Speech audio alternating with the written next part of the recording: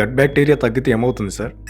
మన గట్లో ఉన్న good bacteria అనేవి సైలెంట్ సపోర్ట్ సిస్టమ్ లాంటివి. వాటి పని డైజెషన్ ఒకటే కాదు, immune system, inflammation control, even mood కెమిస్ట్రీలో కూడా వాటి రోల్ చాలా ఉంటుంది. ఇవి తగ్గిపోతే ఏమవుతుంది? ఇప్పుడు క్వశ్చన్ ఏంటి అంటే, ఇవి తగ్గితే డైజెషన్ అనేది మీకు చాలా ఇబ్బందికరంగా మారుతుంది. బ్లోటింగ్, గ్యాస్, హెవీనెస్ ఇవన్నీ పెరుగుతాయి. ఇమ్యూన్ సిస్టమ్ కూడా ఓవర్ రియాక్ట్ అవుతుంది. చిన్న బయట నుంచి వచ్చిన ఒక డస్ట్కి కూడా మీరు ఎలర్జెటిక్గా ఫీల్ అవుతారు. చిన్న ట్రిగర్స్ కూడా బాడీ సెన్సిటివ్ అవుతుంది. So most importantly serotonin, dopamine balance కూడా షిఫ్ట్ అవుతుంది. అదే mood swings, irritability, poor sleep లా కనిపిస్తుంది మీకు. సో ఇది కేవలం మనం అనుకుంటాము only stomach problem, digestion issue అని కాదు. It is a systemic instability, ఒక సిస్టమ్ యొక్క ప్రాబ్లమ్ ఇది. సో గట్ బ్యాక్టీరియా స్ట్రాంగ్ ఉండాలి, ఉంటేనే బాగుంటుంది. బాడీ కూడా ఒక కంపోజ్డ్గా, ఆర్గనైజ్డ్గా ఉంటుంది. అందుకే వాటికి మనం సపోర్ట్ ఇవ్వాలి. ఫుడ్ని ఒక రిథంలో, లైఫ్ స్టైల్ని ఒక రిథంలో పెడితే అన్నీ